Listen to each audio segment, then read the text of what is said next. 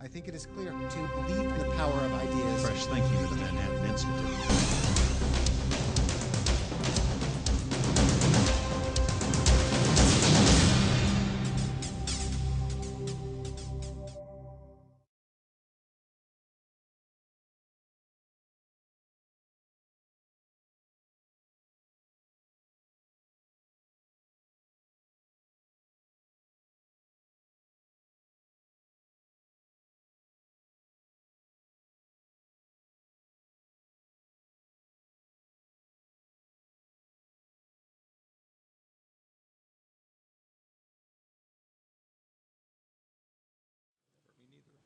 Good morning to all of you. Thank you very much for coming this morning. I've been excited about this day for months, and now to have it be upon us is, I don't know, nowhere else I'd rather be than right here, this magnificent room in the New York Yacht Club.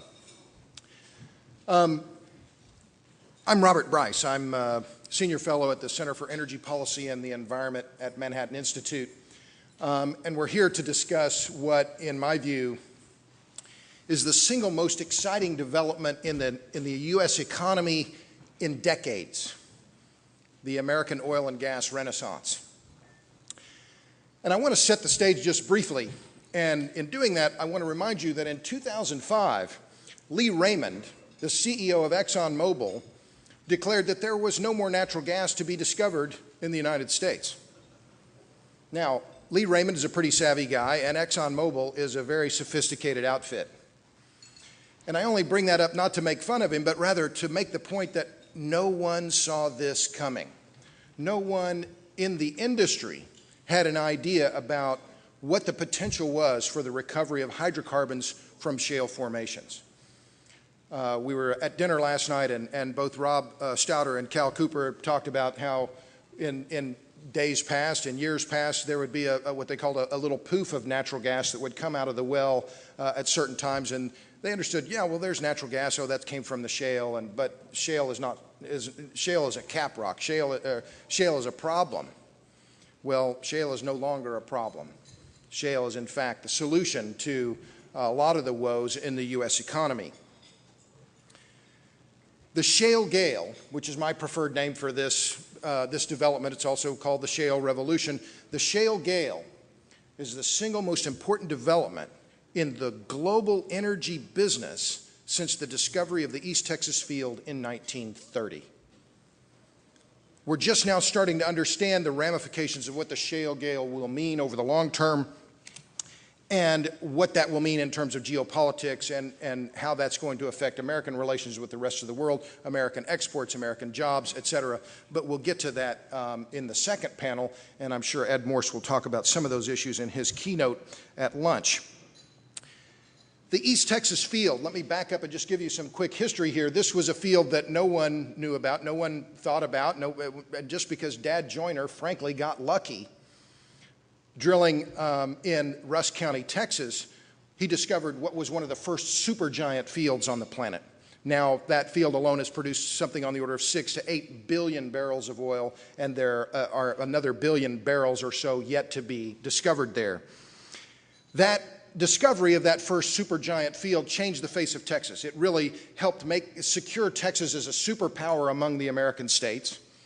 It led clearly to the development of Dallas and to a lesser extent to the city of Fort Worth, but it also turbocharged the industry in Texas and helped develop then this whole cadre of oil field service industries, from the lawyers and the accountants to the pipe makers to the manufacturing sector that now continues to this day, that has given the U.S. an advantage over the rest of the world.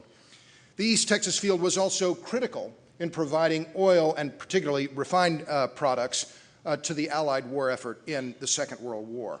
The Big Inch and Little Big Inch pipelines were built in record time during World War II, in fact, to deliver oil from the East Texas field and other Texas oil fields to the East Coast so that they could provide fuel for the war effort. Today, we're considering these technological developments in the oil and gas industry in the United States and what they mean, what the ramifications of them will be. But let me briefly set the stage, and in doing so, remind you that 40 years ago this month, in fact, it was October 16th of 1973, began the Arab oil embargo. On October 16th, the OPEC member countries raised oil prices by 70% to an astonishing $5 a barrel, and then a few days later announced the embargo. And that embargo has shaped and, in fact, distorted American policy on energy ever since then. Since 1973, we've heard endless rhetoric and endless hand-wringing about the evils of OPEC. Well, let's look at a few numbers. In 1973, the U.S. was using 17.3 million barrels of oil per day. Today, we're using 18.5 million barrels of oil per day. In 1973, the U.S. had a population of 212 million people and a GDP of $5 trillion. Today, our population is roughly 315 million people, and we have a GDP of about $14 trillion. Those are chained $2005, by the way. It's apples to apples. So what's the punchline here? Since 1973, the U.S. has increased its population by about half. We've tripled the size of our economic output and nearly doubled the amount of our per capita GDP. And during that time, we've raised our oil consumption by just 7%. What's happened in the OPEC countries? Many things, most of them bad. Unrest in Libya, unrest in Iraq, continuing problems in Iran, sanctions in Iran, Nigeria, still a basket case. The per capita GDP in the OPEC countries today is less than $8,000, roughly half of the average per capita GDP and about 1/6 of the U.S. GDP. What's happened? The OPEC countries have exported their oil to the U.S., and what happened? We got rich, they stayed poor. The reality is that the U.S. now, particularly thanks to the shale gale, is the envy of the rest of the world. Many other countries on the planet would gladly change places with the United States today. The latest data from the International Energy Agency in Paris: the U.S. ranks first in natural gas production, first in nuclear production, first in refined oil products, second in coal production, second in electricity production, second in refined product exports. You won't hear this figure very often, but it is true. In July of this year, the U.S. exported an average of 3.9 million barrels per day, almost all of that in the form of diesel and other refined products. If the U.S. were a member of OPEC, of course we're not. We are a net oil importer. But the U.S. imports a lot of oil and then manufactures finished goods and re-exports them. If the U.S. were a member of OPEC, we would rank second only to Saudi Arabia and ahead of Qatar in terms of oil exports. We export nearly 2 times as much oil as Venezuela, nearly 3 times as much as Angola, and about 1.5 times as much as Iran. So back to the rankings. We rank 3rd in oil production, 4th in hydro production. If we want to talk renewable energy and the political darlings of the moment, we can do that too. 1st in wind production, 1st in biofuel production. Don't make me go there. And 6th in solar energy production. But we're here to talk about the shale gale and what it means. And let me torture a baseball analogy for you, since we're into the playoffs now. We are into the 2nd inning, the top of the 2nd inning, when it comes to the shale gale. And to use the baseball analogy a little more, the U.S. is playing a home game. We have all the best players, some of them represented here. We wrote all the rules, we invented all the equipment, and we have a 10-run lead over the rest of the world. It might be a 20-run lead. And the rest of the world is looking at the U.S. and saying, how do you play this baseball game? We want to get into the game, but they are going to be out of the game for decades to come. Out of nowhere, the U.S. has come from this prospect of huge natural gas imports to the prospect of significant natural gas exports. We've gone from a situation where there was widespread belief that oil production in the U.S. would continue declining, as it has now since 1973, and instead oil production in the U.S. is rocketing upward. In 2012, U.S. oil production increased by 800,000 barrels per day, the biggest year-on-year increase since 1859. This year, the EIA, the Energy Information Administration, expects that U.S. oil production will increase by at least another 600,000 barrels per day. What has all of this meant for the U.S. and the U.S. economy? It means that the U.S. now has a price advantage when it comes to natural gas and natural gas liquids, critical elements in manufacturing. Natural gas liquids, propane, butane, ethane, these are the building blocks of the petrochemical industry. The U.S. now has a price advantage in those commodities over every other country in the world, save perhaps Qatar. And what has been the result? Huge foreign investment in the United States. The Pakistanis and the Egyptians are building fertilizer plants in the United States. Vallourec, a French company, just finished building a several billion-dollar steel mill in Youngstown, Ohio. Sasol, the big South African company, is planning a $9 billion gas-to-liquids plant in St. James Parish, Louisiana. We are looking at huge amounts of foreign capital coming into the United States for the obvious reasons. One, we have the rule of law. We have a lot of land, we have skilled labor, but we also have low-cost energy. And it's not just natural gas, it's also electricity. Look at the rising, skyrocketing, in fact, electric rates in the EU due to these so-called green policies that have been enacted in the EU. But let me get back to shale now. Shale is the single most abundant form of sedimentary rock on the planet. The U.S. has a lot of shale, but so do a lot of other countries. China, Argentina, Algeria, Mexico, Canada, and Australia, all of them have huge shale resources. So does France. So why the U.S.? Why have we been able to exploit this resource while other countries have been left behind? And why will we stay ahead? We have the rigs, we have the rednecks, and we have the pipes. Rigs, more than half of the working drilling rigs in the world are operating in the United States.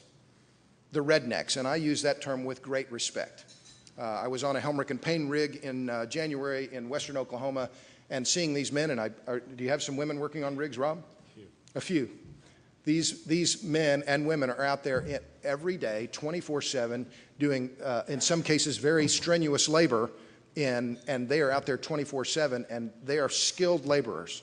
They're paid pretty well, but the rest of the world doesn't have this skilled labor force the U.S. does. We have the rigs, we have the rednecks, we have the pipes. We have the most extensive pipeline network in the world, and the rest of the world is miles behind, many miles behind the U.S. In addition to the rigs, the rednecks, and the pipes, we have the mineral rights. The U.S. is anomalous with regard to the rest of the world when it comes to the issue of owning the resources beneath our feet. And that has helped turbocharge this shale gale. We also have capital markets that are ready and willing to provide huge quantities of capital to the drilling sector, particularly the master limited partnerships that have then pumped billions, tens of billions of dollars into the market, allowing the building of pipelines and other infrastructure that has allowed the oil and gas from the wellhead to get to the consumer. What has this meant to the U.S.? A huge economic spurt, a huge economic boom that no one foresaw. I was at Purdue University a few weeks ago for an event that was sponsored by Purdue and also by Bloomberg. And Wallace Tyner, an energy economist at Purdue, has just recently published a paper with some of his colleagues. He estimated the impact of the shale gale on the U.S. economy at $473 billion per year. That's a 3% addition to U.S. GDP out of nowhere that no one saw coming. We can also look at figures from IHS. A few weeks ago, they estimated the contribution of unconventional oil and gas, that's the shale gale, tight oil, tight gas, they estimated that contribution's value to the U.S. economy at $300 billion. I did my own calculations just looking at drilling costs and pipeline expenditures here in the U.S. Last year, we spent roughly $320 billion in the U.S. just drilling wells. Oil and Gas Journal a few days ago reported that there was an additional $196 billion spent on pipelines. So that's $516 billion of investment just in the upstream, that's the drill bit, drill rigs, and the midstream, the pipelines, last year in the U.S., not counting any refineries or anything else that happens in the manufacturing base. It's $516 billion. That quantity of investment is nearly twice the entire global investment in all so-called clean energy. $270 billion last year in the political darlings of the moment, solar, wind, etc. So that's the table setting for you this morning. I wanted to now go on to the panel and just briefly, you have the bios for the speakers in your packets. First, we're going to hear from David Trahan. He's from Inner Sciences Holdings in Louisiana. These three gentlemen represent I think some of the best in the innovation in the technology field in the upstream oil and gas sector, and they have remarkable stories to tell. Just to give you an idea of the scale of these three companies, David is a founder of Inner Sciences Holdings. They have 85 employees, $100 million per year revenue company. Rob Stauder is from Tulsa, my hometown, Helmerich & Payne, market cap company of $8 billion. And Cal comes to us from Houston, from Apache Corp, a market cap of $33 billion. So I think these three gentlemen represent the breadth of the economic boom, and what their companies represent is also the divergent and also and really incredibly widespread economic impact that the shale gale is having on the U.S. So I'll stop, and each gentleman will talk 3 to 5 minutes, give us their big ideas about what they see in the innovation in oil and gas, what's driven the shale gale, and then I'll throw a few questions to them, and then we'll open up to the floor. So thank you again for coming. I really appreciate you being here.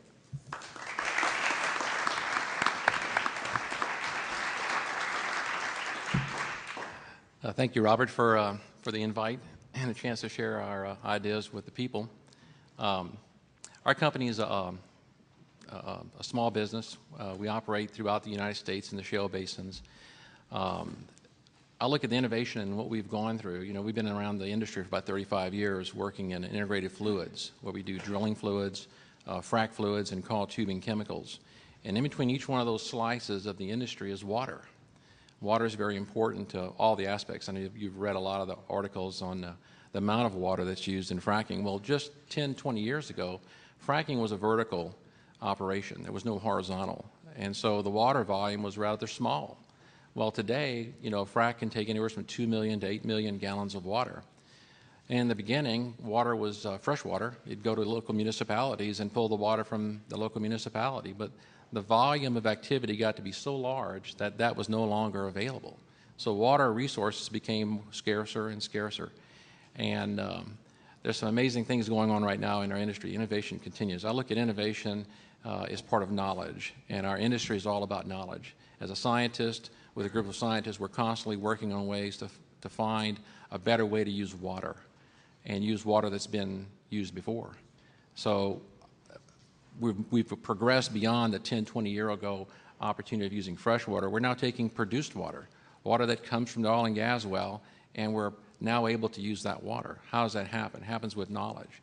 And the science of it, the first generation chemistries that we used 10, 20 years ago had to use fresh water. The chemistry didn't work well in a high salinity water. So as water got scarcer, we found better and better ways to make chemistries that could work in higher and higher salinity waters. And now salinity is not a problem for us. So we're seeing a shift, a transition in the market where both in drilling fluids and frac fluids and in coiled tubing chemicals, we're able to use a broader range of water. But it's kind of interesting how far back innovation goes. And when I say that, you look at any magazine for our industry, the Journal of Petroleum Technology, Oil and Gas Journal, Offshore, and you open the magazine and it's almost like an inventor's diary. You know, there's new innovations on every other page. It's constant. It's never stopping. So I don't see us stopping anytime soon. I see us getting better and better at doing this. You know, the water that goes in the well, you know, has to come back out. It typically comes out in the first month. You get about 30% of the water back. If you get more than 30% of the water back, it's probably not a very good well. And so you want to maximize the recovery and then reuse that water. And we're doing that now, in fact, on projects in one of Cal's locations right now to do that. So I believe that the industry is going to continue to progress. We're going to find ways to do this better, more efficient, more effective, and a better use of water, better frac job, better production, and I don't see it stopping anytime soon. Okay, thank you. Rob. Great. Excuse me. When Robert invited me to participate, and thank you for that invitation, he said, I want you to make some opening remarks about drilling rigs, and I thought, okay, drilling engineers industry group. I can get that done pretty quickly, right? I've got a slide deck, some animations. It takes about 2 hours. And he said, well, you got 3 to 5 minutes. So forgive me. I made some notes to try to pare this down and get through it quickly. There's really 2 main areas when you talk of rigs and the shale revolution and what took place, right? The first is fairly simple. It's blocking and tackling. It's good industrial engineering. If you take a look at the rigs that we build and operate today and compare them to the rigs that were built in the past, it's just it's very simple in terms of, well, why didn't you do that 30 years ago? Why did you build rigs like that in the past? The other component is really centered around new technology and things that didn't exist in the past, and trying to be an early adopter of technology that really adds value. I need to give you a little bit of context of the past to be able to say, well, you know, what did you do, why did you do it, and how long it took. And when you look back, and Robert mentioned the embargo and what took place in the 70s in terms of price deregulation, the embargo, and just the growth in our oil and gas business. During that period, there was a number of drilling rigs built. At the peak in the late 70s, early 80s, there was 4,500 drilling rigs operating here on land in the United States.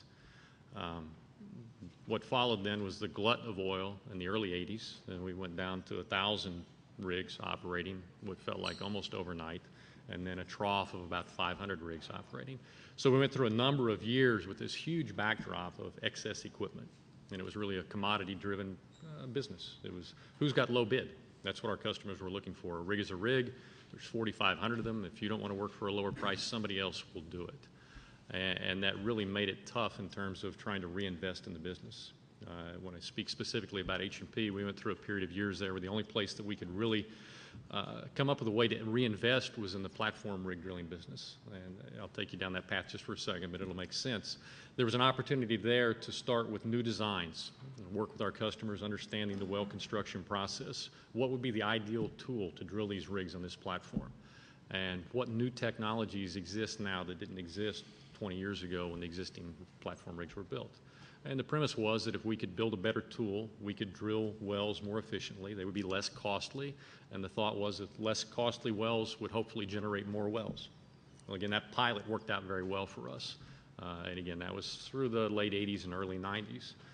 That began the thought process within our company of, well, can we do something similar to that in the land rig space? You know, we're tired of operating in a commodity business. Can we do something to control our own destiny?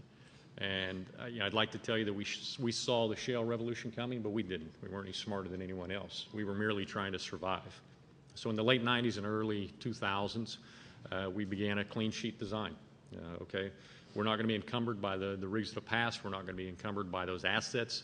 If we were going to build a better mousetrap, what would we do today? And it took about a 2-year process. A lot of involvement of our field operations folks, so it wasn't just an engineering project, you know, in the white ivory tower and things like that. It was real hands-on. You referred to them as rednecks. We like to think of them as roughnecks. Rig managers, maybe something a little more dignified for those who haven't seen Black Gold on True TV. But from that was born a new class of rig. And really there was 2 places that the innovation took place in-house for us.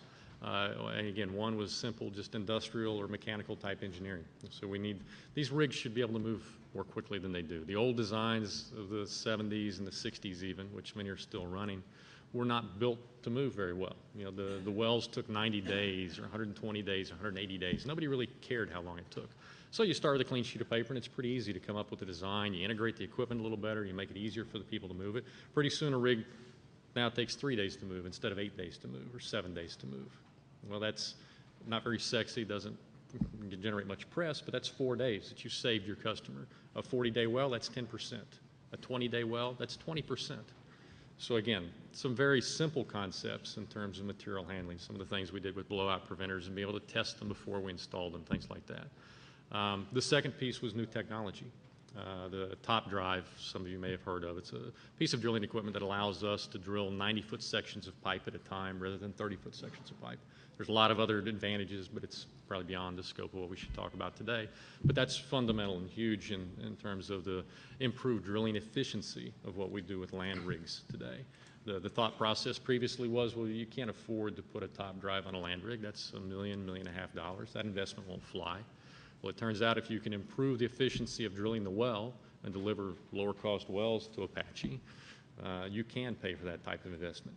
The second thing, the main theme in technology, was the advent of AC, variable frequency drive technology.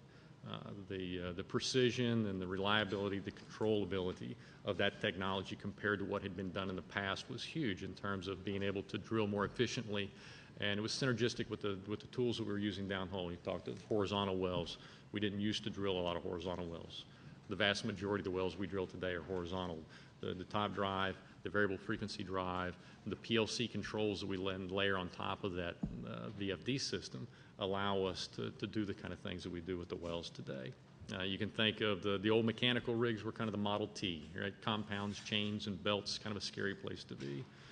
In the late 70s, we had the first of the electric rigs. They were DC rigs, maybe the 55 Chevy. What we're producing today is more analogous to some of the high-end luxury cars, right? It's the adaptive cruise control that's taking a look at the car's speed ahead of you. It's looking at lane changes. If you're not good enough to parallel park, you push the button, it'll parallel park for you. We've done the same thing with the computer controls on our rigs, right? The driller of the past, the lead redneck,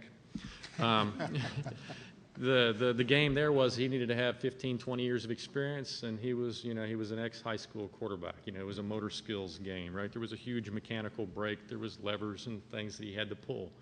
That's not the skill set that we employ today, right? The drillers that we have today sit in a driller's cabin that's air conditioned, it's heated. He sits in a chair somewhat like Captain Kirk. He's got a joystick. He's got some touchscreen panels that are his interface points for controlling his drilling equipment.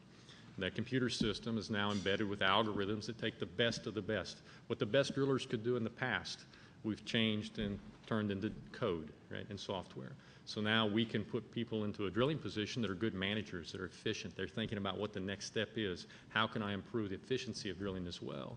And we'll let the machine or the computers do what computers are good at. The analogy there is maybe the B-2 bomber, right? There's so many things to do. A human could not fly that plane. But if you let the computer take over a lot of that and do the things that one single person couldn't do, now it's very flyable. The same thing is true with what we do with the drilling rigs today. And it's really, I'm probably already over my 5 minutes. There's a lot of other ground I'd like to cover, but Sure. I'll stop at There's that plenty point. to discuss. Cal?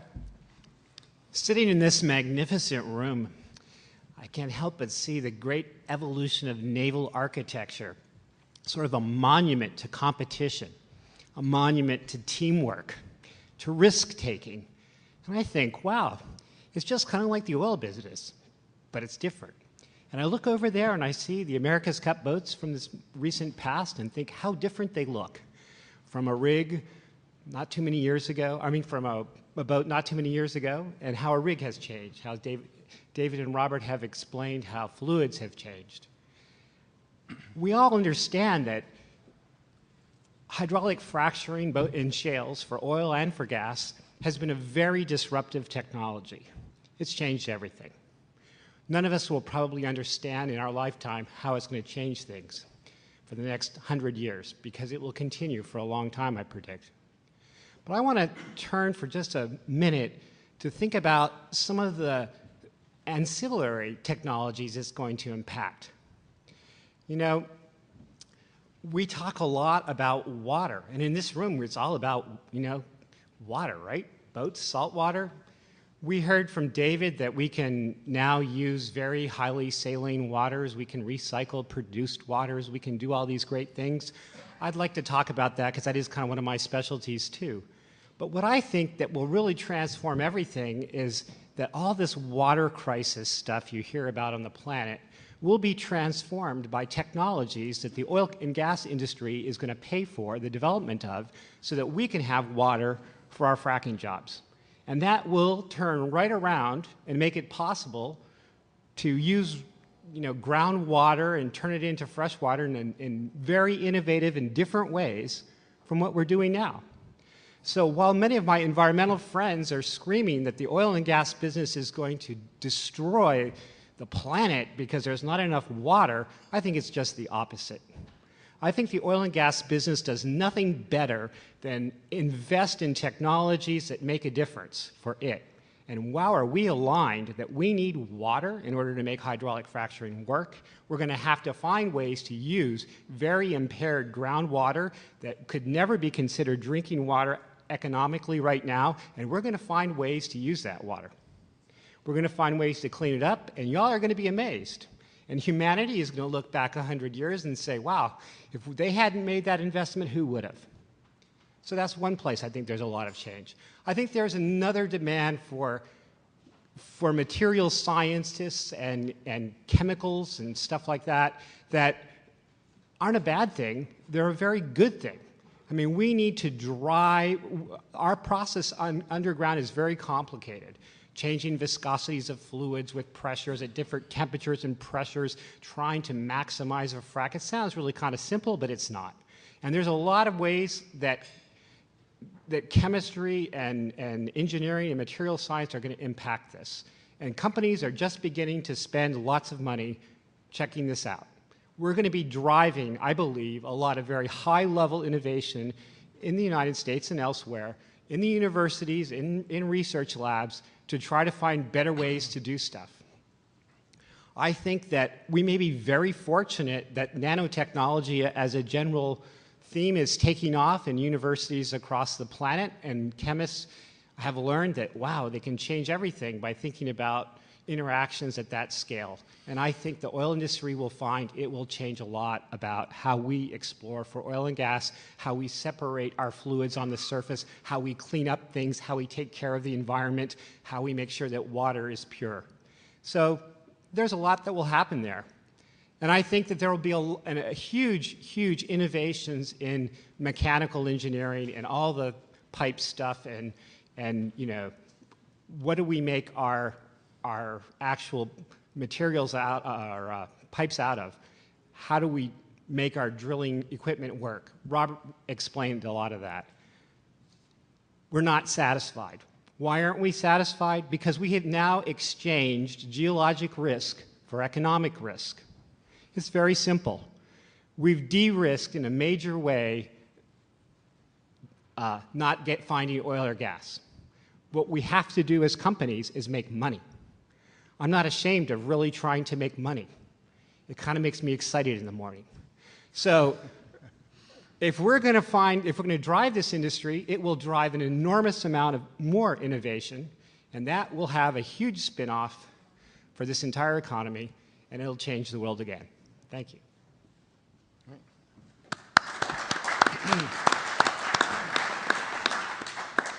Great. Well, thanks, gentlemen, for that, I think, very quick but informative overview. Let me ask the question that I've been thinking about for some time. There's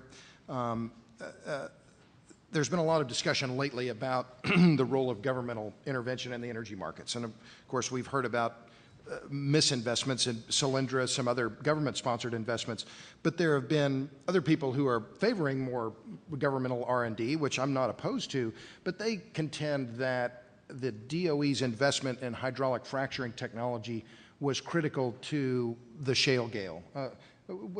Any of you have comments on that or your view on that in terms of how, Rob, you mentioned it, in fact, last night about some DOE-sponsored research early. Was that, George Mitchell is credited with being really the father of developing the slick water hydraulic fracturing techniques, but how important was the government in making this all work? You know, I think it was a combination of efforts, right? I mean, some of the early work that the DOE did was important. You take a look at the work I'm sorry, lift that up a little bit. Some of the work that the DOE did early on was important and kind of a catalyst, if you will. But again, I go back to your comment, Kyle, about making money. You go back to UPRC and the work they did in the Austin Chalk. They were the first to really implement the slick water fracs, right? And why did they do that? Why did they invest? Well, it was free enterprise, right? I mean, they were trying to make money. George Mitchell, I mean, we owe a lot to him in terms of, you know, his determination to make it work in the Barnett Shale, and he borrowed that technology, the slick water fracs, from UPRC. And can you just briefly explain slick water fracs for the people here who don't know? We have two more that are way more qualified than I am. Yeah, slick water is exactly like the name sounds. It kind of looks like fish slime after you have had fish in an ice chest for a while. You know, it's real slimy. And the first Slick water was actually a chemical that was used as a water flocculant. It's just a high molecular weight acrylic polymer. And what it does is it changes the flow parameters of the water and allows it to flow with less friction. And we test this today. We have what we call flow loop test, where we actually pump water under pressure and we measure the drop in friction from the water, because you're trying to put the maximum amount of energy on the formation face. So if you're pumping it, 8,000 psi at the surface, you want as much of that pressure to get to the formation to provide the frac. So to do that, we have to drop the friction inside the pipe, because we're talking about very long distances of pipe. So that's slick water is just, I call it slimy water. But the ratios here, we're talking about pure water to surfactants or other things in the water is what percentage? Typical concentration of a slick water additive is about 0.75 gallons per 1,000 gallons of water. That's a typical ratio to use. Of surfactants and biocides and... Yeah, total concentration of chemistries are a fraction of a percent in the total water composition. And UPRC is Union Pacific Resource Company. Well, and the cost differential also. I mean, why is slick water important as compared to the conventional work that was done vertically? Yeah, let's talk about conventional. Conventional work is was a gelled frac, and you hear the word gel frac, and that's we use a natural food compound called guar, and guar is a powder that's produced from a seed that's harvested in India. About 95% of all the guar in the world is produced in the Rajasthan province of India. And we take that powder and we disperse it in water at different rates to get thicker and thicker water, and then we cross-link that, which is a fancy word for putting something to make it set up like Jell-O. And we do that because we're putting a lot of sand in the water, and we have to support that sand. And picture in your mind 2 miles of pipe, say 8 to 10 inches in diameter, and you've got to move water at 80 barrels a minute, and you don't want any of the sand to settle out before it gets to its destination. So you have to have a way of carrying that sand, and we put chemicals there to support that sand, or the propants, into the formation. And in this, I call it, I'm from Louisiana, in this gumbo mix of chemistry, we have to put the cross-linker, the breaker, which obviously you want to go in thick, but you want to come out thin, because the sand is there to support the openings that you created, and as the flow of oil and gas comes back, you don't want the sand to come with it. And so you send it in thick, you want to bring it back thin. So we mix it all at the same time, and of these chemistries, Robert, that we're using, in the probably early generation, it was what was available at the time. We've taken a completely different view of this, and everything we do at our company is working towards green. I would say there's nothing in our chemistry mix today that you couldn't find under the kitchen counter at your house. Most of them are food-grade additives. The guar, if you eat ice cream, it's got guar in it. And so it's completely different today than what it was. But that's how it began. Slick water was in a particular area that could use that. The Eagleford is more of a cross-link gel. The Permian's more of a slick water to linear gel, where we don't cross-link it. So the recipes, that was one of the other questions I had then. So the recipes that are being used in these fracturing processes then vary from resource basin to resource basin. But how much will they vary within, say, one oil and gas field? Will they vary a lot in, say, just the Permian Basin, which is now having this huge resurgence in production? Yeah, the Permian Basin is going back into a lot of wells that were originally drilled vertical, and they're then going horizontal. And it depends a lot on the water chemistry. It depends on the volume of sand to be placed, the type of sand to be placed. They measure sand in a sieve size, and so we're talking about typical 20-40 mesh, which is like your beach sand. When God made frac sand, he said we're going to put it all in Wisconsin. Because it's round, it's hard, and it's white. So they call it northern white. And there are rail cars of sand going south. And 2040 is pretty common. Well, now in the Marcellus, we're holding 100 mesh sand, which is like face powder, because it has to do with the particular formation and what it takes to open and maintain the open fracs. And so the chemistry changes by the complexion of the water and the complexion of the sand that you're going to put down. So as the largest, fastest driller in the Permian Basin right now, I think I should mention that probably close to 2/3 of our wells that we're using in the Permian Basin might surprise you. They're vertical wells that we're fracking. And so geology plays a very, very big role in everything we do in our business, of course. And in trying to get oil resources from shales, you need to have exposure of a wellbore to a lot of shale. So if you have thinner shales between hard rocks like you have up in the Bakken, you have very long offset horizontal wells in order to access very large amounts of shale. If you're in a basin like the Permian Basin, which has some areas with extremely thick piles of very high quality organic shale, you can use vertical wells and produce a great deal of oil and gas. And so in our chemistry project of trying to disperse that proppant into a fracture and trying to decide how big that fracture should be, it depends on how we design our well and what the rocks look like, and whether we need a fracture that's 300 feet high or we want a fracture that's 3 feet high. And that is all driven by geology. And so there's a huge variation as we try to access these resources and what the resources themselves look like and what technologies we have to bring to bear. There's no single cookbook for this stuff. I'm going to follow up on what you just said there, Cal, and I'd like Rob for you to chime in on this. You said you're the fastest.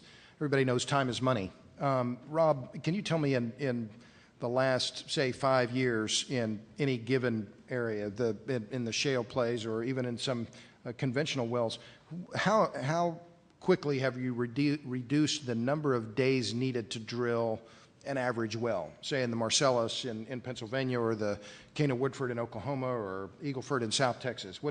How has the speed of your processing or your drilling increased, and why? If you're looking for an overall average, I'd say we've cut the well cycle times in half in terms of an overall average.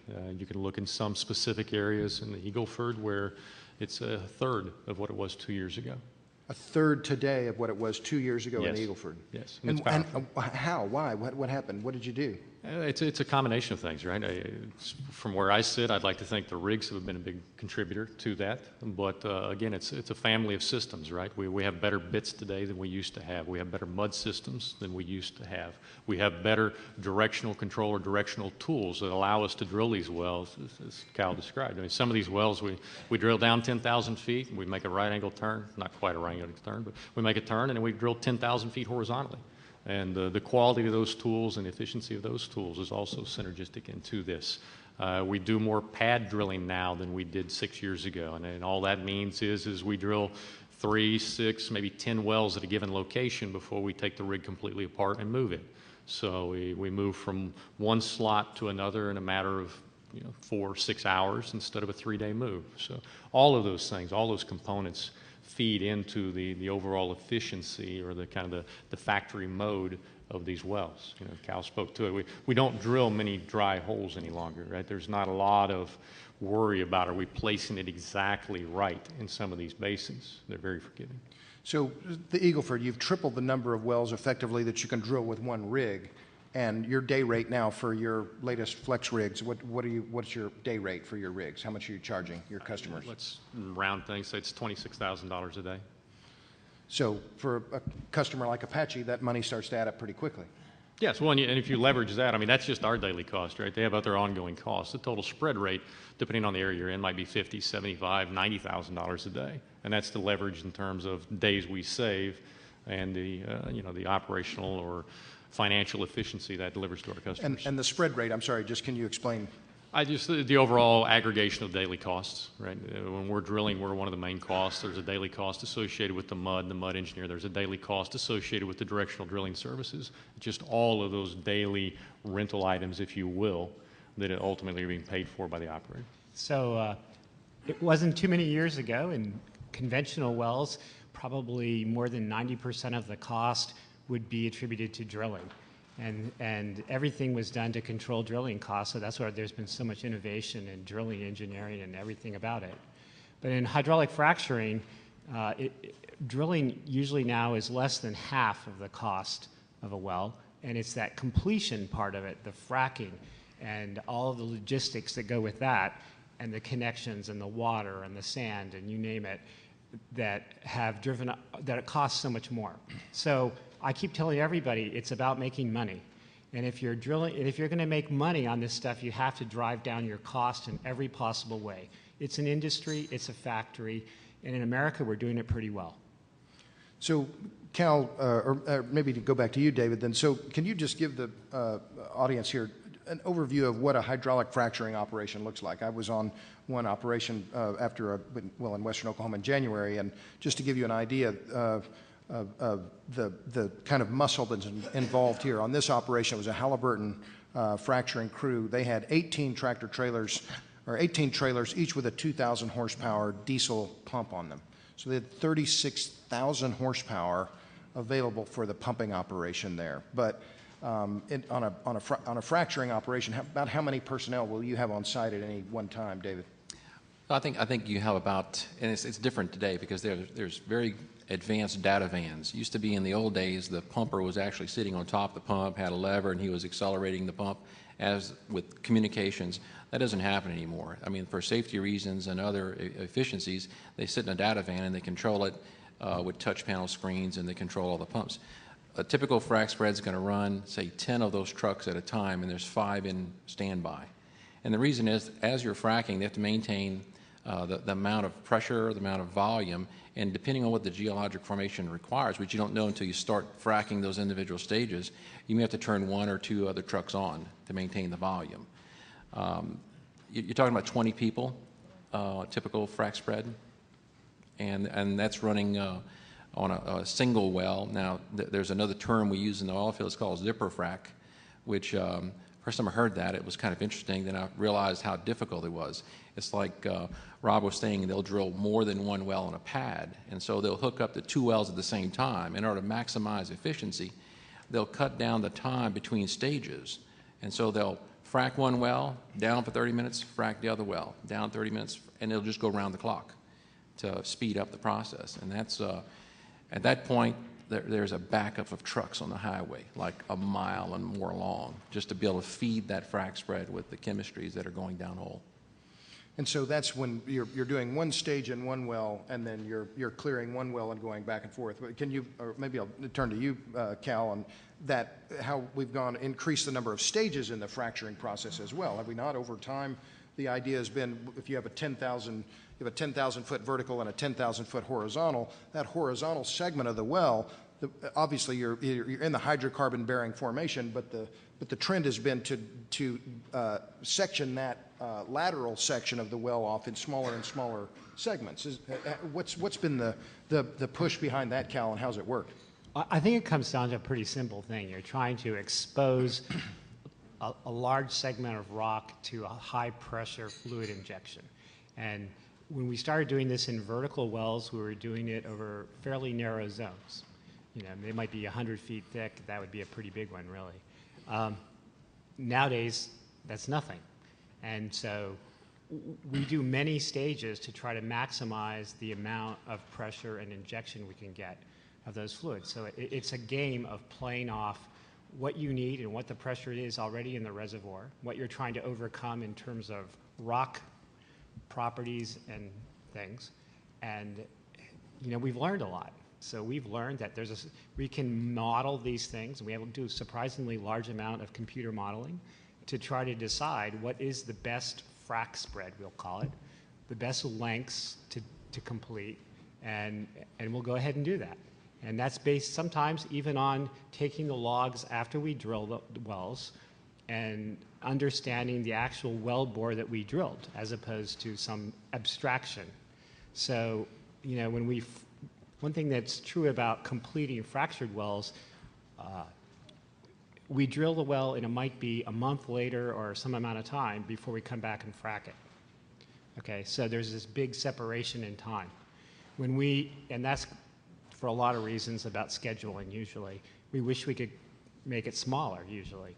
But in the old days or not the old days, even the modern days of conventional fields, you'll complete it very soon after you drill it and put it online.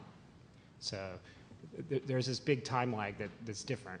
And that also allows you to design a lot more about your frac with knowledge. One more, and then I'll open the floor to the questions. But we've talked about speed. We've talked about cost. Cal, you mentioned geology. we haven't talked about safety. And when I was on the Helmerich and Payne rig in the Cana-Woodford formation in western Oklahoma in January, I asked the driller that you had on site, a guy named Archie White, I said, and he'd spent his whole career in the oil field, and he was in his mid-30s, I'd guess. And I said, what do you like best about these new rigs and this flex rig operation, this flex rig design that Helmerich and Payne is using now, which I call the digitization of the drilling process? I said, what do you like about it the best? And he was sitting in the cabin that Rob described, you know, with the readouts all around him and the joystick and in his captain's chair. And he said, you know, I've done this my whole adult life. He said, the thing that I like best is that these are so much safer. So how does that, in Apache, I know you all talk about this a lot of companies talk about it, but how critical is that part to going back to cost? How important is the safety part of it for Helmerich and Payne, Rob, and how does that affect the bottom line? I think from our perspective, it's the right thing to do. Right? I mean, if you look back at the old designs and what was tolerated in our business years ago, it's unfathomable. Right? When we came to the idea that we're going to start with a clean sheet of paper, we're going to design a new rig, a big element of that, and it wasn't for the topic today, was safety by design. Right? All the engineers that work for me, myself included, have spent at least a year actually roughnecking on rigs. So we had a pretty good appreciation for what the problems were. And the concept was design the hazards out of it, right? Where we can add mechanization to do work with machines rather than men. You know, the old joke used to be the derricks were made of wood and the men were made of iron, right? We're trying to get away from that paradigm, right? It's again, you talk about life cycle, you talk about life cycle of people, right? In the older designs, you know, by the time a man was in his mid-40s, if he'd grown up and been a roughneck his whole life, you know, he was worn out. He was beat up physically, right? And what we were trying to do was develop a tool that also allowed for long, fulfilling careers for the people that typically populate those jobs. You know, many times they're a high school education, or maybe they didn't even finish that. And we were looking for providing an opportunity for those people to work on a rig, not be in peril in terms of just physical danger, but then also to be put in a position to work with a kit that didn't demand of them things physically that would wear their bodies out. You know, we'd like for the guys to be able to work into their 60s as a roughneck, you know, raise kids, send them to college, and retire and enjoy their life. So we don't spend a lot of time talking about that externally. You know, I mean, there's customers that would enjoy that story, but again, they're in the business of making money, right? The reason we did it was just it's the right thing to do for our people. So for us, we are in the business of making money, but safety is always first. We don't take any, that is absolutely the way we operate. And we expect our contractors to recognize that safety is the most important thing for everybody. But I think the question really is, what makes safety different in hydraulic fracturing perhaps, or what makes risk of accidents different in hydraulic fracturing from some more conventional ways of looking at, you know, drilling and stuff? And without a doubt, I think the biggest difference is the very repetitive way that we do drilling for hydraulic fracturing. So we have a very good idea. First of all, it's onshore, almost always, for economic reasons. Second, and so we access things. We're almost always in fairly mature basins where we know a lot about the subsurface. We know where there are overpressures, all that kind of stuff, which are hazards. And then we start drilling sort of in sequence, one after another, and we learn. We're not silly, we're not stupid. We measure a gajillion things while we're drilling wells, while we're fracking, while we're doing stuff, and we immediately take note of stuff that we need to know the next time. So I think all of that makes it more like a factory, but it also makes it safer as long as people remain attentive to the need to be safe. We can't ever get complacent about it. So, Rob, I said I do have one more question. So what is your average roughneck then? What on an annual basis, what do you pay your people? It varies by region. You know, the Bakken and what's going on in North Dakota is probably on the high end of things. But rather than get into specifics, I can tell you, you know, we have drillers on the rig that are ordering the, you know, the Eddie Bauer F350 Lariat package. You know, they've got nicer vehicles than I do in my driveway, so you can make a decent living. Yeah. What about you, David? Can you speak to that in terms of you operating in which states are you operating in now? Well, we operate in Louisiana, Texas, Oklahoma, Colorado, Wyoming, Ohio, Pennsylvania, and a little bit in the Bakken in North Dakota. You know, depending by region. Right. And we're dealing with people maybe, you know, I can tell that Rob was a good roughneck because he has all his fingers. Yeah.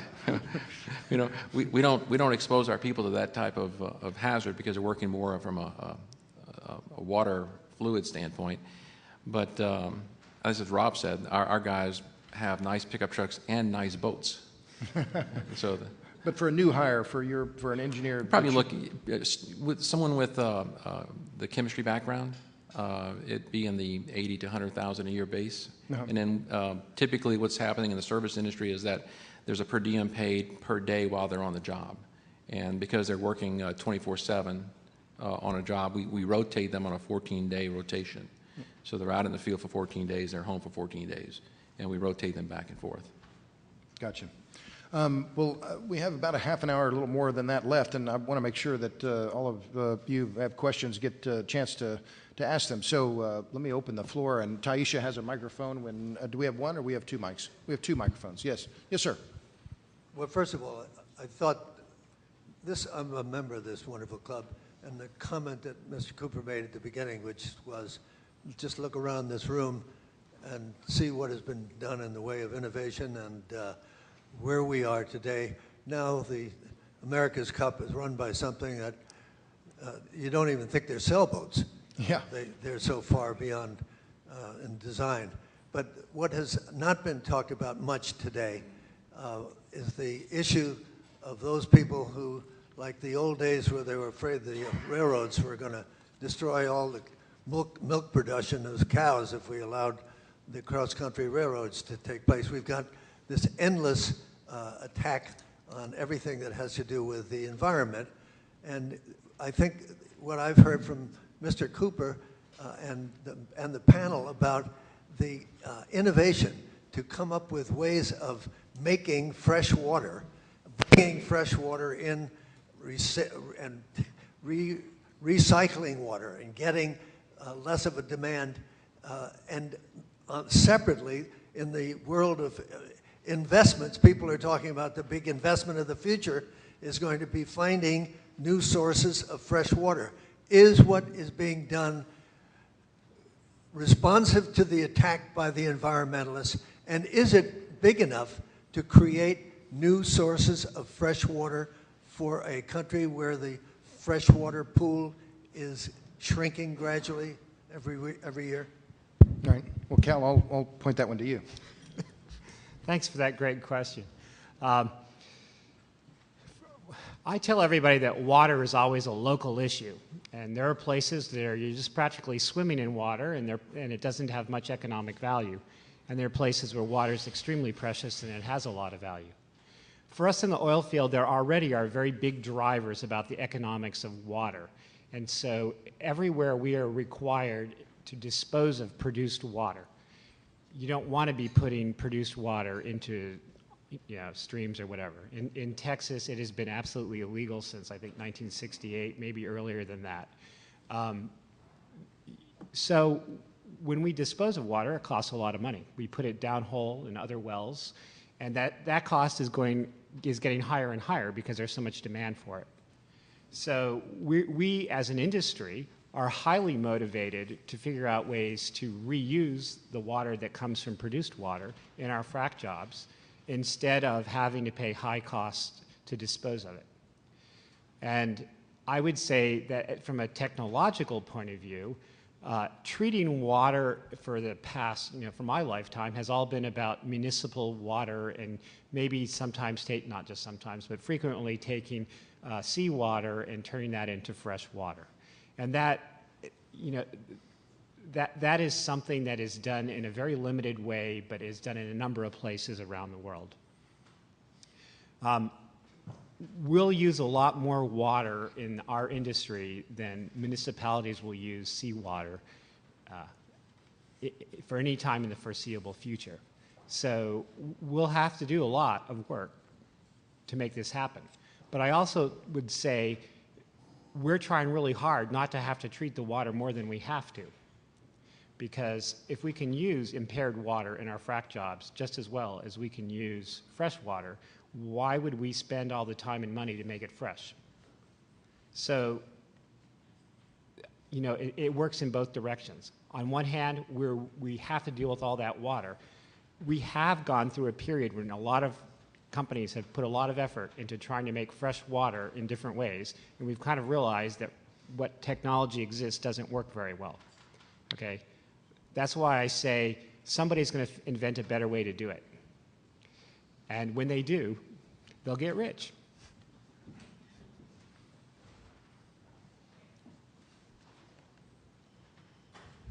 Two quick questions. I've read a lot about decline curves and that natural gas coming out of fracked wells, the decline curve is a lot steeper than people had anticipated. But this is just in the press. I don't know what the real truth is from the industry. That's the first question.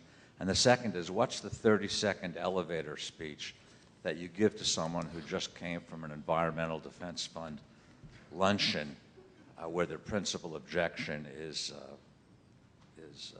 the environment and pollution? What do you say to them? Well, I'll take a crack at the second part of the question, Ken. Had some dumbfounded looks up here. The 30-second speech, in my view, is what do you prefer? Do you prefer coal or natural gas? We have to pick. And in my view, natural gas is a clear winner. I'm not opposed to the use of coal. Coal use globally is soaring, but it is clear that U.S. CO2 emissions are declining faster than those of any other country in the world because of the increased use of natural gas here in the United States and that natural gas displacing coal. So they can talk about solar, they can talk about wind. I'm sorry, you're wasting our time. So, yeah, right. You get on that. So I've exceeded my 30 seconds on that. Decline curves, yes.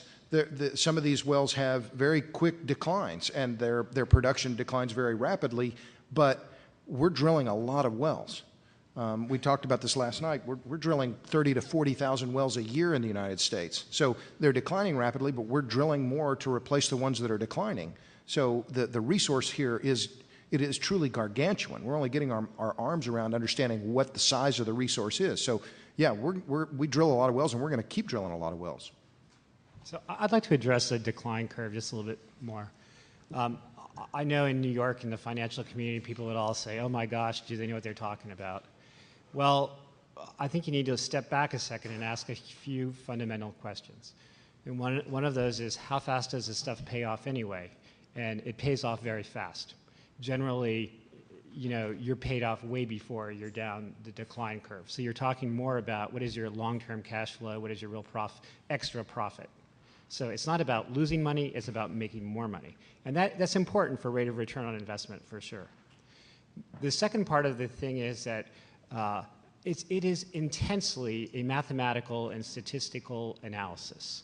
And you will find that there are an enormous number of people that just like to connect a few dots in a very kind of juvenile way with not a whole lot of mathematical sophistication and try to tell you the sky is falling. We've been very successful as an industry in doing decline curve analysis because we have so many analog fields around the world, and we immediately plug in to our analysis what kind of field we have. We can tell you a lot because we have huge catalogs of data that are shared among the whole industry for these conventional fields. What our risk is as exploring unconventional resources is we don't have that huge database. We don't have 40 years of production. We don't have, you know, real great subtlety in picking analogs. Okay, so, you know, what we don't know is going to be a little bit more risky than what we do know. But that doesn't really impair the profitability of these wells. And if companies can't make their money back really fast, they're not going to be drilling these wells anyway. Robert, if I could address the second half. Yeah, sure. Go ahead, David. The second half of the question is a good question because we hear it all the time. You know, we're the company that's delivering the chemicals to the location, so we're more in the bullseye than most anyone. I would ask anyone who says that, are we better in the last 10 years than we were the 20 years prior and the 30 years prior? I know if we're doing this for 3.5 decades, the chemistries we're using today are so different. Our drilling fluid design that we're developed has no petroleum additives in it. And if you're going to contact an aqueous formation as you're drilling through it, it's going to be the drilling mud. It's not going to be the frac fluids. The frac fluids are happening behind 3 or 4 layers of casing.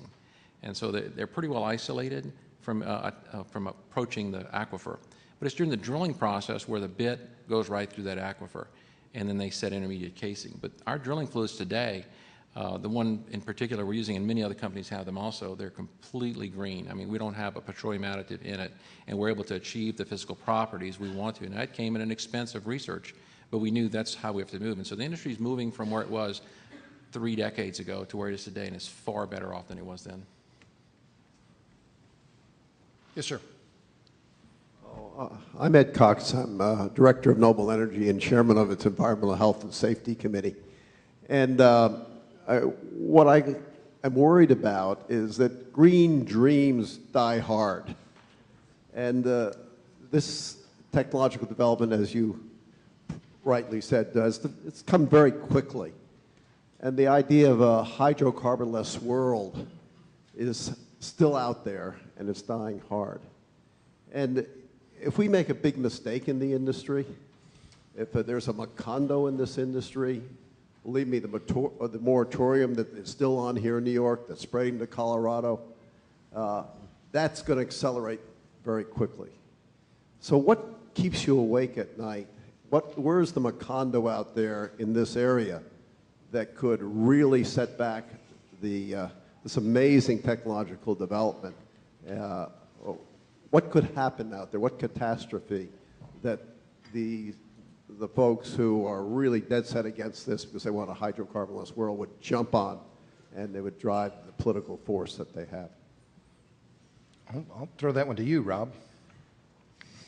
We're just drilling the wells. Lob the softball this way. No, you know, it's the guy from Tulsa. Don't look at me. From the perspective of, again, specifically drilling the wells, because we're gone by the time the completions operations are taking place.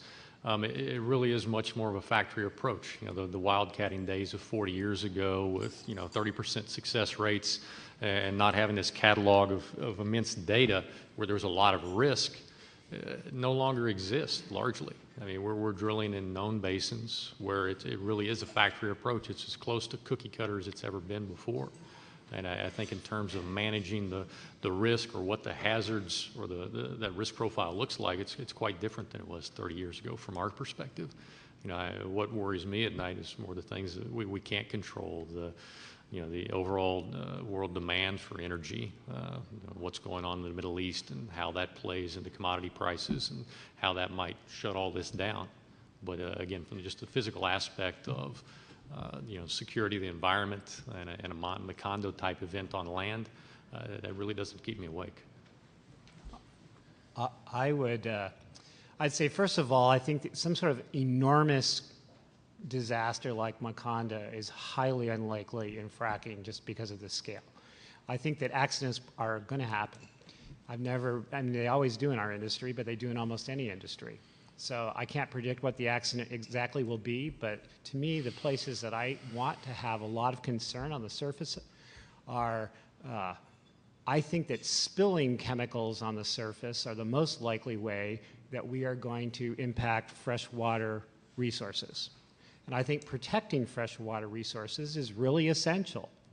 We know how to do that in the subsurface. Contrary to what the NGOs are screaming about, we have drilled millions and millions and millions of wells around the world, and protecting shallow groundwater resources has been, a paramount thing to do for forever. And, we understand how to do safe surface casing and all that stuff to protect it. It's highly regulated. Anybody that tells you it's not is just flat out lying. So I don't worry about the drilling part of that, but I really do worry about the spilling part of it.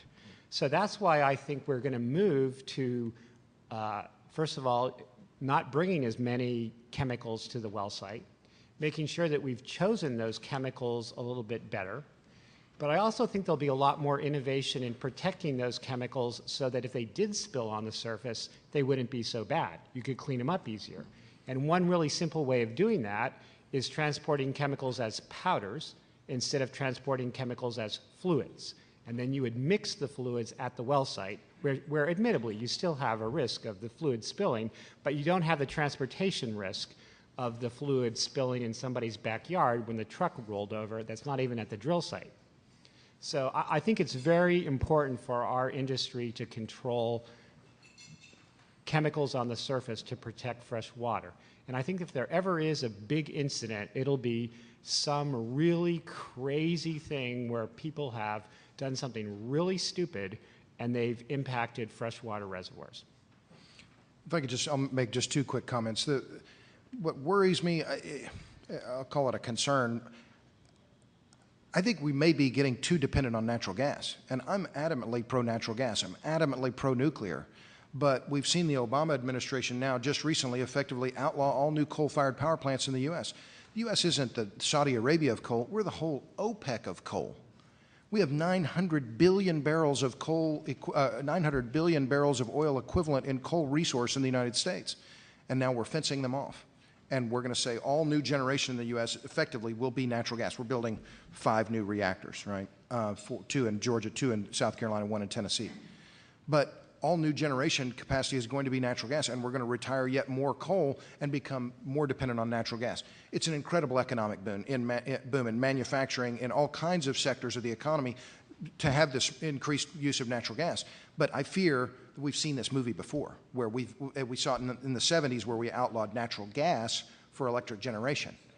So now I fear we're repeating history. Second, just on the accident side, there are going to be more accidents. And in fact, we had a spectacularly awful one in Canada when the train derailed and caught fire, leveled a whole town in a horrific fire accident. And there will be video, and we live in a video age. So we're going to see another Josh Fox or someone like him who pretends to be a journalist, and they're going to show some the thing that looks terrible, lighting their kitchen sink water on fire. It's not going to be true. It's not going to be caused by hydraulic fracturing or oil drilling, but it's going to be sensational. And how many in the room have not seen the kitchen sink catching fire? Everyone here has seen that video. So we're going to see more of that, and it's going to happen, and the industry's going to have to say, that's not us, and that's not what we do, and they're going to have to get better and better at the safety part of it. There's a question over here. And then DeRoy's got a question, I think, here in the front as well.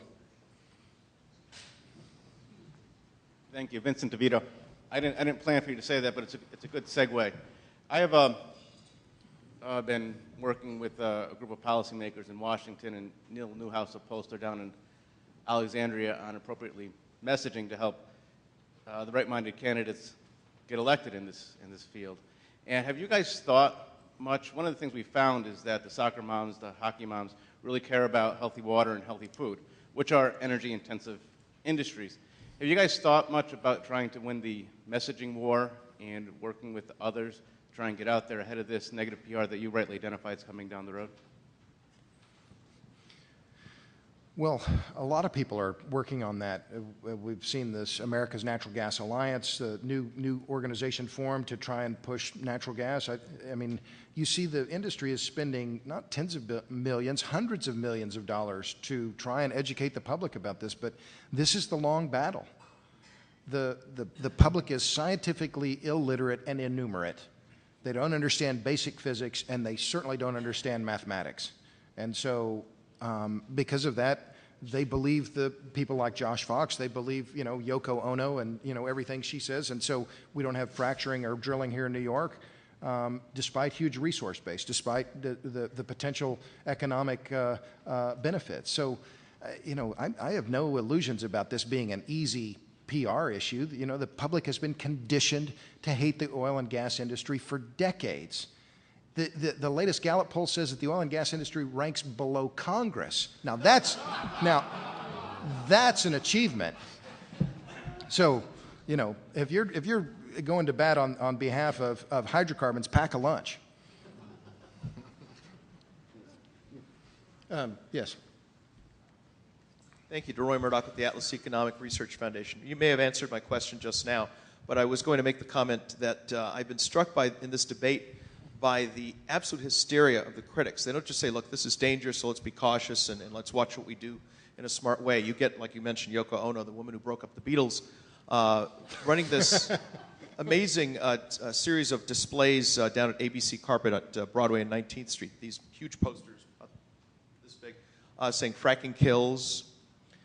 Pretty soon there will be no clean water to drink. I mean, this is crazy. You had this movie that Matt Damon did, I think called Promised Land, I believe, and you had one of the characters doing a demonstration for some school kids, and he had a little model farm. He then put gasoline on it and lit it on fire, and the model farm burned. I mean, it really is kind of insane. I'm wondering, despite that sort of hysteria, are any of these messages that you're talking about getting through to any of these activists, or are you winning them over at all, or are they still holding on to this incredibly unrealistic fantasy land about non-existent risks they're talking about? Or certainly very, very exaggerated risks they're talking about. I'm going to hand that one to you, Cal. You represent the biggest company here. You've spent a lot of money on, your company spends a lot of money on messaging.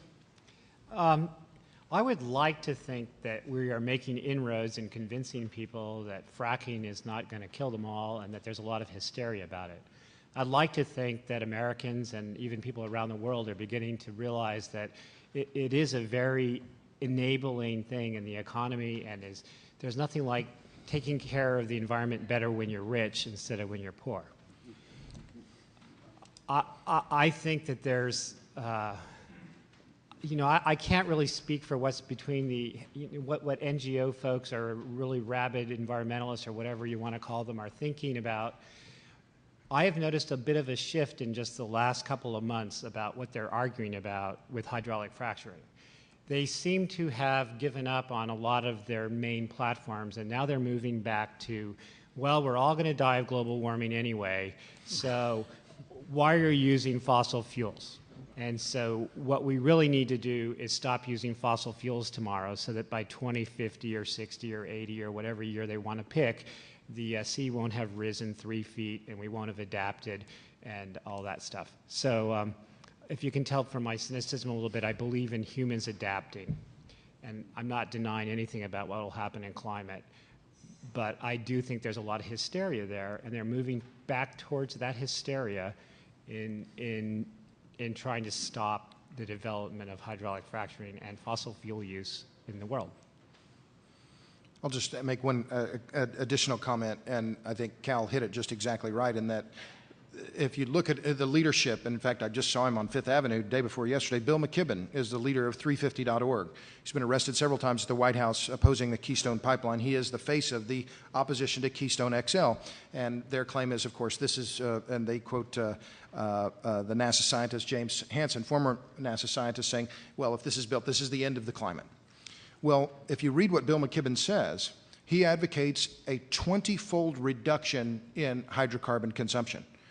We're using roughly 215 million barrels of oil equivalent per day in the form of coal oil and natural gas.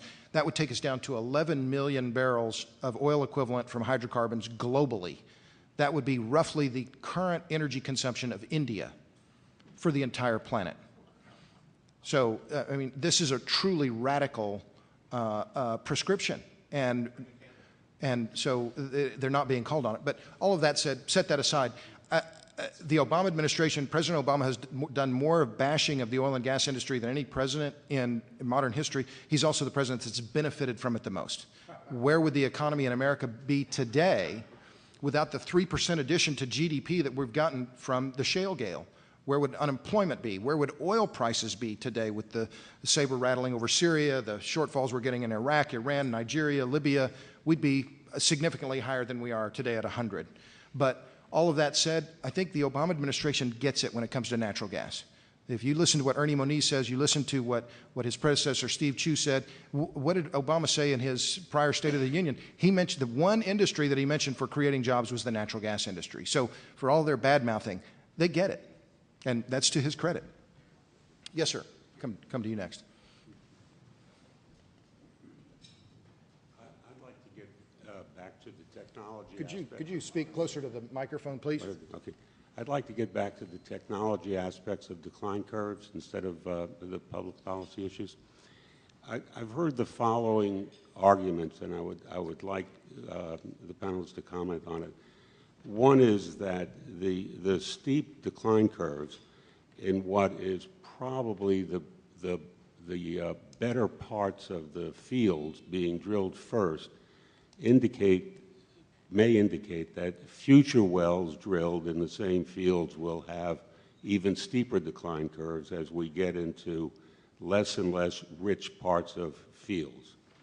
So first question is that true, that the parts of the fields we're now exploring are less rich than the ones we were looking at 3 or 4 years ago, and is that trend likely to continue? And secondly, is there anything on the technological front that anybody sees that will affect the decline curves themselves? I'm going to point that one to you, Cal, a PhD in geophysics. Great. No math in this equation. I think these concerns are legitimate to think about. I think that every oil and gas company considers, where they want to put their effort to get the best return on their investment, and so they want to know where they think they're going to get the best rates of return from any given well. I think that we're also sort of at the stage where we are genuinely learning what works best from a mechanical, technical point of view in making a well work for hydraulic fracturing, at the same time that we're trying to isolate geological factors. And I think that right now, we don't really know whether it's the geology or whether it's, the new kit that we've used. And we need to do, that'll evolve over time because we're putting a lot of effort into it. I would still come back to the sky isn't falling kind of thing, because there's so much of a prize here that people are going to continue to innovate. And just because we haven't got the best rate of return or the best flow rate or the best something else with the technology we have now, give it 5 years, give it 10 years, and we'll be doing something probably radically different from what we're doing right now, and it'll be even more profitable and deliver even more oil and gas. One follow-up comment from the drilling standpoint. If you think of the basins as a dartboard, we're not just focused in at the bullseye right now. Right? The different operators have different leases and different acreages. Not all of it's the best. We're drilling over the entire surface of that dartboard right now.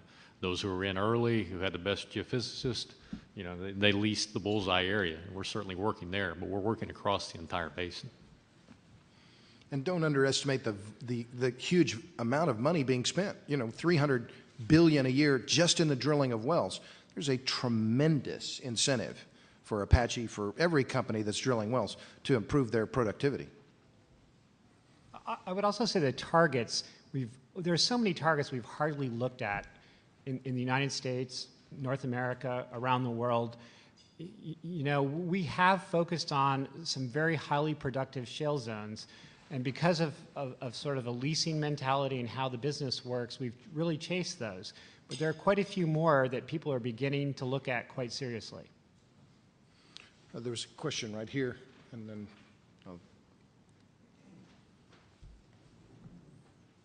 you next. Yes, ma'am. My name's Lauren Blum with Capital Council, and I think this is all very exciting, and that I would still have my fingers if I were a roughneck. But because I'm going to have my fingers, you have a very different group that you need to train and educate. And with all these, I just wanted to get all three of you talk about how you're reaching out to people, training them, because I know in New York State, I don't know if anyone actually sort of goes into the oil and gas industry or coming out of Rensselaer or whatever, Polytechnic. But if you could talk about that, because it's going to be a real challenge as this industry, as things grow. I'll pass that one to you, David. How do you find the people you hire, and what's it like you're in Lafayette, Louisiana, which is certainly different from New York State. Yeah, the unemployment in Lafayette is scratching 3%. We can't find people in Lafayette to work in our industry because, the universities coming out, they're going to be inexperienced. In fact, I'd say our top senior scientist, PhD chemical engineer, graduated at Potsdam, New York, and Clarkson. And so we searched the whole globe, and he's from India. And so we don't narrow down just one area. The training is important, and we do internal training because we're dealing with a very specific industry, a very specific set of conditions. But we've We looked into the national lab system. You know, there's an outshedding of people right now in the national lab system for obvious, you know, cost containment issues. So there's a lot of really smart people that are coming back into the industry. They have many years left in their experience base, and we're putting them to work in the industry, and they're doing quite well. So in New York, you have a lot of great industries too, and many of them contribute to the oil and gas business. Some of them are pretty famous. You might think of GE Oil and Gas. Well, man, they're doing all kinds of innovative stuff, but they're just one big, well-known company. So innovation happens everywhere. And just because you might not be drilling in New York in the Marcellus doesn't mean that people in New York aren't making lots of money in the oil and gas business. And I bet in this city, quite a few people are making a lot of money in the oil and gas business. Yes.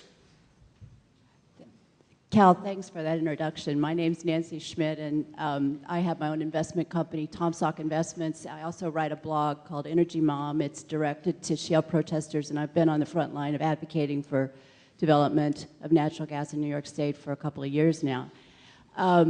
What I would like to ask all three of you, and thank you very much for coming here, and thank you for bringing people that are in the industry actually doing this here, Robert. That's a great advancement. I'd like to know 20 years from now when we have this large population of low-rate wells in the United States, because essentially that's what these wells are going to become after they go through their rapid decline. What is it going to look like? What kind of technologies are we going to need? What kinds of changes do you see on the horizon as we go to operate this large population of wells that we're putting in the ground that are going to ultimately be long-lived, hopefully, but very low rate? Go ahead, Cal. You know, the life of a well varies all over the place depending on many, many factors. And surely there are already millions of wells in the United States that have been plugged and abandoned, both onshore and offshore.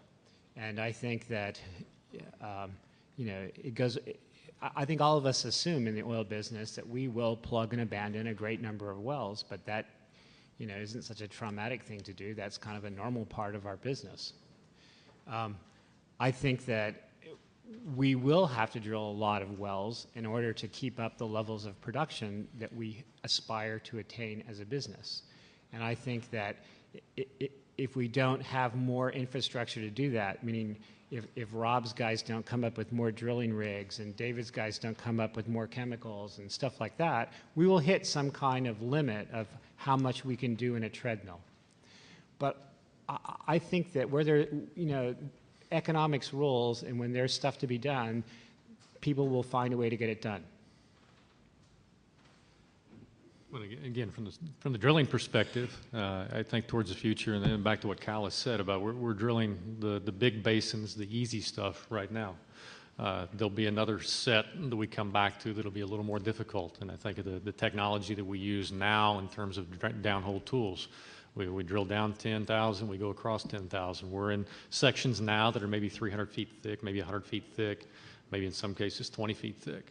The tools we have available to us now are beginning to allow us to do seismic near bit while we're drilling. And, you know, in the future, you know, we will stay within a 10-foot window, even a 5-foot window. You know, real-time communications, closing the loop with those downhole tools on a high-speed network with our drilling equipment at the surface will allow us to continue to drill more and more difficult, more and more challenging wells. So I don't really see a world 20 years from now where we're depending on all these low-rate, high-ultimate wells to provide everything we need. We'll continue to have new wells coming online that are high initial rate that kind of fill in the curve. Yes, sir, and then I'll come to you next. Sorry. Recognizing that this is a panel on enabling innovation, I guess I address this to you, Rob. Who's doing the research on those innovations that are going to be enabled by this revolution? The natural gas-powered cars, I know there are new compressed gas tanks that are being developed. David Crane, who's the CEO of NRG, was quoted in the New York Times as saying that he believes within a decade we're going to have homeowners with electricity generating, not emergency generators, but electricity utilities in their basement. And there's a vast element of this innovation, this revolution that is innovation on the enabled end as well. Let me Go ahead, David. Let me take a stab at that one. You know, it's a good question.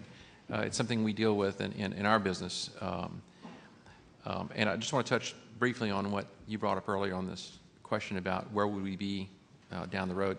You know, the statistics, I just saw this the other day, there were 30,000 wells in Pennsylvania in 1989, and there are about 59,000 a day. And as I said earlier, I think the wells that were drilled, and those 30,000 wells that are there, were drilled at a time where technology was evolving, and we're evolving far beyond that. So the abandoned well isn't an issue anymore. People are doing a good job at P&A. We've done a better job at the cement chemistry at sealing the wells up. So I believe that the wells being drilled today are so far advanced over what had been done. I mean, when we think about it, the first gas well ever in America was in New York in Fredonia in 1821. It was only 27 feet deep. But it's credited being the birthplace of the natural gas industry, which is ironic that it's right here in New York. But the question about the energy production at home, you know, one thing that's happened in this shale revolution is the fact that we're producing a lot of gas that's rich gas. The gas that comes to your house is primarily methane. It's one carbon hydrocarbon. And that's what you get on the gas stove and in your furnace. But along with that gas comes the other C2, ethane, C3, propane, C4, butane, and C5 pentane. Well, those hydrocarbons are extracted from that gas, and they go off into the petrochemical world, and they make all types of great things that we use today. But there is a boom in the natural gas liquids business right now. If you look at the price at Mount Bellevue, Texas, for the price for propane, you know, who would have thought propane right now would be selling at 90 cents a gallon? You know, so you do the BTU comparison of propane versus diesel, it's a lot cheaper to run propane. You know, we're doing that in our industry. We have one of our divisions, we provide natural gas, wellhead gas powered generators and propane generators. Because when some of these wells, when you start producing the oil, you have to put a pump downhole that's operated with power, and the well is producing gas. So rather than flare that gas, we're using that gas to produce power. You know, there's a lot of flare gas, and one of our business units is to convert that flare gas directly to a usable fuel.